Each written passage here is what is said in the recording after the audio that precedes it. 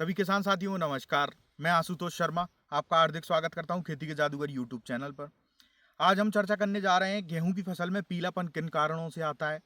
जैसे कि आप पीछे मेरे देख रहे हैं, नीचे कैमरामैन से कहना चाहूँगा नीचे दिखाएं कि ये गेहूं है, धान के खेत में ये गेहूं लगाया हुआ है। पिछली फसल जो थी इसमें धान की फसल थी और इसमें हमने गेहूं लगाया है और इसमें समस्या जो आ रही है वो आ रही है, पीलेपन की समस्या आ रही है और कहीं कहीं जड़ गलन जैसी समस्या भी हमें आ रही हैं और कहीं कहीं इंसेक्ट भी लगा है।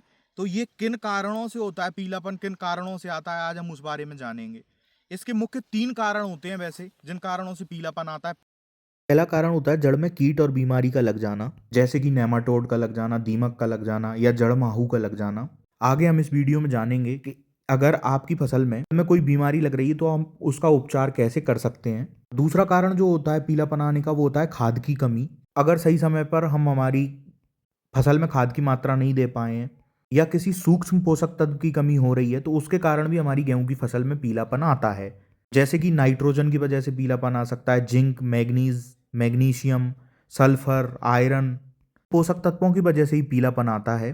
तो हम आगे चर्चा करेंगे अगर पोषक तत्व की कमी से पीलापन आ रहा है, उस पीलेपन को हम कैसे पहचानें कि किस पोषक तत्व की वजह से वो पीलापन है, किस पोषक तत्व की कमी की वजह से वो पीलापन है और बहुत ही सस्ते उपाय से हम उसको कैसे ठीक कर सकते हैं और किस चीज़ का कितना हमें स्प्रे करना पड़ेगा जिससे हमारी फसल हरी भरी हो सके।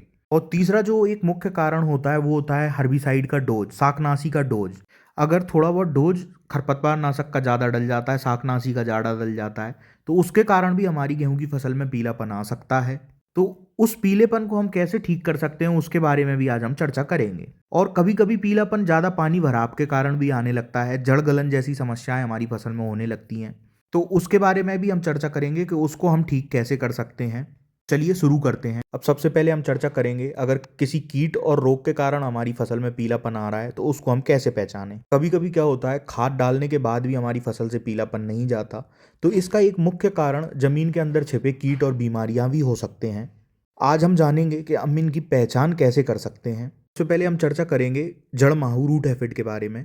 इसको हम कैसे पहचानें कि इसके वजह से हमारा पीलापन आ रहा है। सबसे पहले आप देखेंगे कि आपके पौधे का ऊपरी हिस्सा पीला पड़ने लगता है और फुटाव भी पौधे में रुक जाते हैं और खेत में हमारे में जो पीलापन है वो गोल घेरों में आता है। अगर आप पौधे को उखाड़ कर जड़ों को ध्यान से देखते हैं तो जड़ों में बारीक नीले काले रंग की एफिड, माहू या कहें कि कीड़े चिपके हुए मिलते हैं और ये पौधे का रस चूस लेते हैं जिसके कारण हमारे पौधे में पीलापन आता है। रस चूसक कीट ये होते हैं। अब इसका हम रोकथाम कैसे कर सकते हैं उसके बारे में चर्चा करेंगे। इसके रोकथाम के लिए हमें यूरिया के साथ मिलाकर कीटनाशक का उपयोग करना चाहिए जिससे क्या हमें जल्द से जल्द रिजल्ट मिल सके। और यूरिया के साथ कीटनाशक मिला के डालने के बाद हमें तुरंत पानी लगा देना चाहिए फसल में जिससे कीटनाशक जड़ तक पहुंच सके। और इसमें हम क्लोरफाइरिपॉस 50 EC प्लस 5% साइपरमेथ्रिन वाली दवा या फिर थायोमेथोक्साम 30 FS का उपयोग कर सकते हैं जिससे हमें जल्दी अच्छे रिजल्ट मिलें। और दूसरा होता है कभी कभी दीमक लगने के कारण भी पीलापन आने लगता है हमारी फसल में। दीमक लगने पर क्या होता है कि हमारा पूरा पौधा पीला पड़कर सूख जाता है और अगर हम पौधे को ज़मीन से खींचते हैं तो बहुत आसानी से वो खिंचकर ऊपर आ जाता है क्योंकि दीमक जड़ों को काट देता है पौधे की और पौधा हमारा तुरंत ही सूखने लगता है दीमक लगने के कारण। इसके रोकथाम के लिए हम फिप्रोनिल 0.3% GR का उपयोग कर सकते हैं। ये करीबन इसकी मात्रा हमें लेनी होगी 8 से 10 किलोग्राम प्रति एकड़ के हिसाब से। इसको रेत में मिलाकर अगर हम छिड़काव कर देते हैं और ऊपर से सिंचाई करते हैं तो ये समस्या कहीं ना कहीं हद तक हमें फसल में दीमक की समस्या खत्म हो जाएगी इससे। या फिर आप सिंचाई के साथ अगर ले रहे हैं तो क्लोरफाइरिफॉस का भी उपयोग कर सकते हैं। अब हम चर्चा करेंगे गेहूं में अगर पीलापन किसी पोषक तत्व की कमी से आ रहा है तो उसका हम पता कैसे करें और सही पोषक तत्व का हम इस्तेमाल करें जिससे हमारा पीलापन गेहूं की फसल से दूर हो सके और अच्छा विकास हमारी फसल का पौधे का हो सके।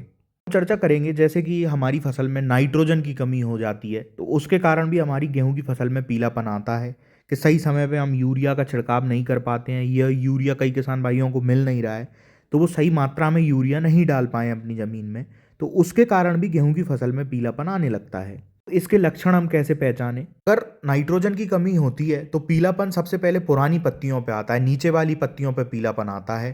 पत्तियों की नोक से शुरू होकर नीचे की तरफ को पीलापन बढ़ता है और धीरे धीरे हमारा पूरा पौधा हल्का हरा या पीला दिखने लगता है। नाइट्रोजन की कमी पूर्ति करने के लिए हम यूरिया का स्प्रे भी कर सकते हैं। हमें 1 से 2 किलोग्राम यूरिया लेना होगा 100 से 120 लीटर पानी में, और इसका छिड़काव हम 1 एकड़ जमीन में कर सकते हैं। अगर हमारी फसल अभी छोटी है, 25 से 30 दिन की है, तो इस यूरिया की मात्रा को आप कम कर लें, करीबन 1 किलोग्राम ही रखें 100 से 120 लीटर पानी में, और 1 एकड़ में हमको इसका स्प्रे करना है। और अगर हमारी मिट्टी में नाइट्रोजन की कमी है तो पहली और दूसरी सिंचाई पर आप यूरिया का इस्तेमाल करना ना भूलें, जिससे हमारी गेहूं की फसल में पीलापन ना आए।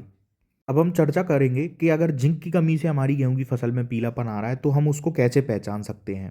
सबसे पहले हमारे जो पौधे का कद है वो छोटा रह जाएगा, और जो कल्ले फुटाव हैं वो भी पौधे में हमारे में कम होंगे। और जिंक की कमी से कभी कभी नई पत्तियों के बीच का हिस्सा जो है वो पीलापन आने लगता है, और बाद में सूखे धब्बे भी दिखने लगते हैं।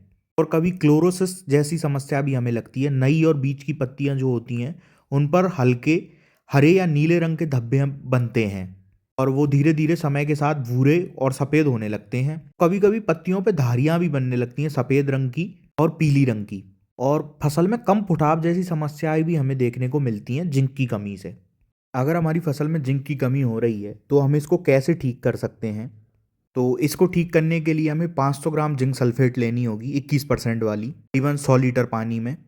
और साथ में हमें 1 से 2 किलोग्राम यूरिया भी लेना है। कभी कभी क्या होता है, जिंक डालने से पत्तियों पे जलने के निशान भी आने लगते हैं, तो यूरिया से वो जिंक न्यूट्रलाइज हो जाए और जलने के निशान हमारी पत्तियों पे ना आए तो यूरिया आप अवश्य लें। अगर फसल छोटी है तो आप 1 किलोग्राम यूरिया ले लें, और अगर फसल बड़ी है तो आप 2 किलोग्राम तक यूरिया ले सकते हैं। 20 से 25-30 दिन की अगर आपकी फसल है तो आप 1 किलोग्राम यूरिया लें 100 लीटर पानी में। अगर हमारी फसल में मैग्नीज की कमी हो रही है तो उसके कारण भी हमारी फसल में पीलापन आ सकता है, और इसके लक्षण हम कैसे पहचान सकते हैं। तो अगर मैग्नीज की कमी से हमारी गेहूं फसल में पीलापन आ रहा है तो पत्तियों की नसों के बीच में जो हिस्सा होता है वह पीला पड़ने लगता है, लेकिन पत्ती की नसें जो होती हैं वो हमें हरी दिखाई देंगी। और इसके लक्षण मुख्य रूप पे हमें बीच वाली पत्तियों पर ज़्यादा दिखाई देते हैं, और पौधे की कमज़ोर वृद्धि हमारे की होती है अगर मैग्नीज की कमी हो जाती है तो। और जब बालियाँ निकलती हैं तो मुड़ी तुड़ी बालियाँ निकलती हैं। बालियाँ घूमी हुई आपने देखी होंगी, जलेबी के आकार में बालियाँ हो जाती हैं निकलते के टाइम, तो वो मैग्नीज की कमी के कारण ही ऐसा होता है। तो मैग्नीज की कमी पूर्ति करने के लिए हमें 500 ग्राम मैग्नीज सल्फेट जो आती है 100 से 120 लीटर पानी में घोलकर प्रति एकड़ स्प्रे कर देना चाहिए। आयरन लोहे की कमी से भी गेहूं में पीलापन आता है, और इसके लक्षण क्या होते हैं वो हम जानेंगे कि जो नई पत्तियां हमारी गेहूं की फसल से निकल रही होती हैं वो सफ़ेद या दूधिया पीली हो जाती हैं। अगर कमी ज़्यादा होती है तो पूरी पत्ती जलकर सूख भी जाती है कभी कभी, और इसकी पूर्ति करने के लिए हम फेरस सल्फेट का स्प्रे कर सकते हैं, जिससे हमारी फसल फिर से हरी भरी हो सके। और स्प्रे में जो हमें फेरस सल्फेट लेनी है वो 5 ग्राम प्रति लीटर पानी के हिसाब से हम ले सकते हैं, और अगर हमारी गेहूं की फसल छोटी है तो 3 ग्राम आप प्रति लीटर पानी के हिसाब से ये ले सकते हैं।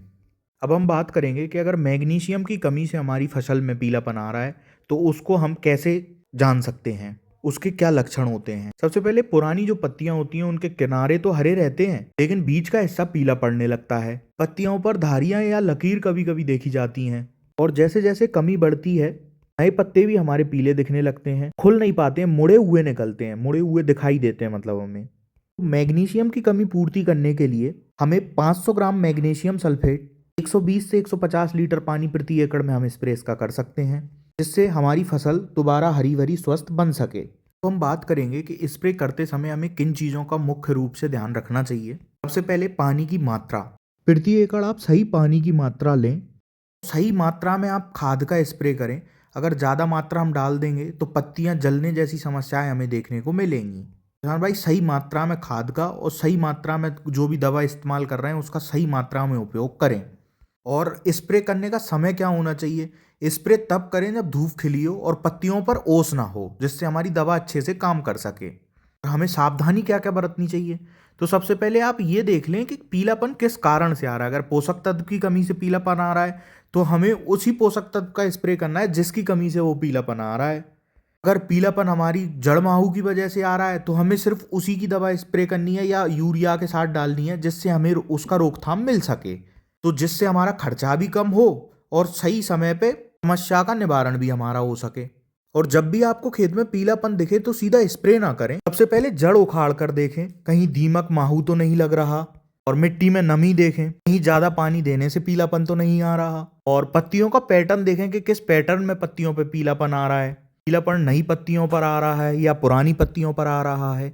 मैंने पहले आपको बताया, इन चीजों का किसान भाई विशेष रूप से ध्यान रखें, सही पोषक तत्व का स्प्रे करें जिससे हमें रोकथाम मिल सके। उम्मीद करता हूँ आपको ये जानकारी पसंद आई होगी। ऐसी जानकारी देखने के लिए खेती के जादूगर यूट्यूब चैनल को सब्सक्राइब जरूर करें। आपका बहुत बहुत धन्यवाद। और अन्य किसान भाइयों तक जरूर ये वीडियो पहुंचाएं जिससे वो भी अपनी फसल को अच्छी कर सकें और अपने फसल को रोग मुक्त कर सकें, क्योंकि ये बहुत खतरनाक रोग हैं। अगर ये सही समय पे हमने काबू नहीं किए तो इससे हमें बहुत बड़ा नुकसान हो सकता है। बहुत बहुत धन्यवाद।